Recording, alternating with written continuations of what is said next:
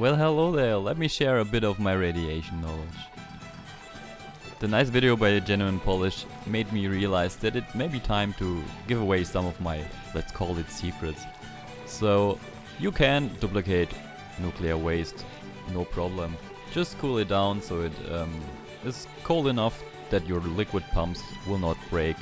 The temperature of the liquid that you duplicate will also be duplicated.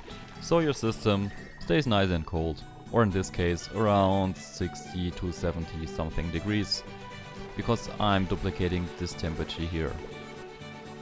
Talking about radiation, so we do have around 6,000, 5,000 and to the left only 4,000 something rads per cycle, which is not very good, but still very consistent.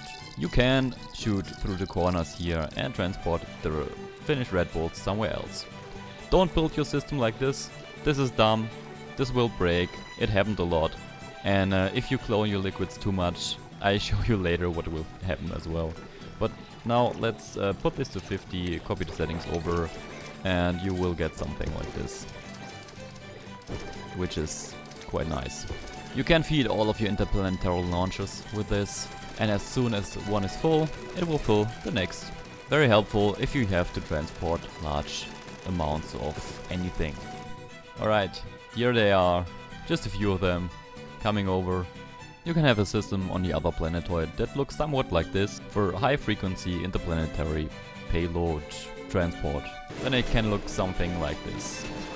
But besides cloning liquid, the best form of radiation that I personally know of is germs, radioactive contaminants. We do have a few contaminants in this spot, like 27 million germs, which translates to around 30,000 rads per cycle, or 474,000 rads per cycle in this spot, or just a few in this. And you can see we have a lot of them. But how do you get germs? Well, you can see that here. This is the germs being created. If you manage to catch the germ, sometimes you will have a really intense number like this here, 25 million germs, which is highly radioactive and can be used to produce more Radbolds, which will produce more germs. And here we are at the highest red count that I have produced so far. Something about 27 million here, 154 million here, and so on. I think we are at 1 billion rads per cycle at this specific point. 2 billion. Okay, I got to 2 billion rads per cycle, but 4 billion right here. And the thing is, I pretty much broke the safe. Here the nuclear waste is in the negative millions kilograms. I loaded this again, and here you can see again that the kilograms from the right to the left increase until they get negative. Right here's the jump from, I don't know, like a lot of tons to negative a lot of tons. And this is where it really gets crazy with the radiation. We are at 8 billion, but the highest that I've seen so far is the 12 billion rads per cycle. Yeah, 19 billion rads per cycle. This spot here.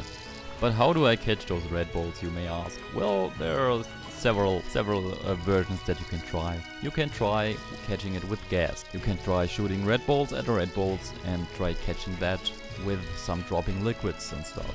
But for that I will probably make a proper video. This one is a weaker setup with only like, yeah, you can see it, 1 million rads per cycle and 1 billion germs in it, which produce the rads. This uses sensors and gas. The gas you can't see because I'm cooling down the system with all the piping in the background. And what you can do with that is produce a lot of Radbolds. Shooting at abyssal light, for example, or neutronium, or tertiary. And this system receives the germy nuclear waste to produce the Radbolds. But what can we use this tile destruction for? Well, except for for our sad and lonely 1 Halo Euro falling all the time through the world. Well, take a look at this setup. We are transporting ice with the autosweeper and just drop it here.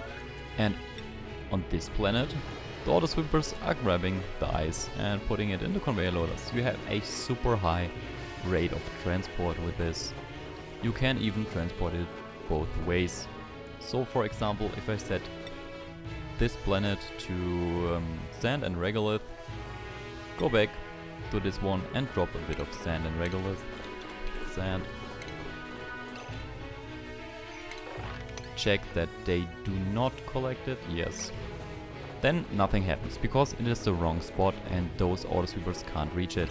You need to drop it with the automatic dispenser, or in this spot here, dropping it down. Now the other side can grab it and transport over the sand. Nice and easy. If you spend all the time drilling a hole through this, then it's nice and easy. Otherwise it isn't.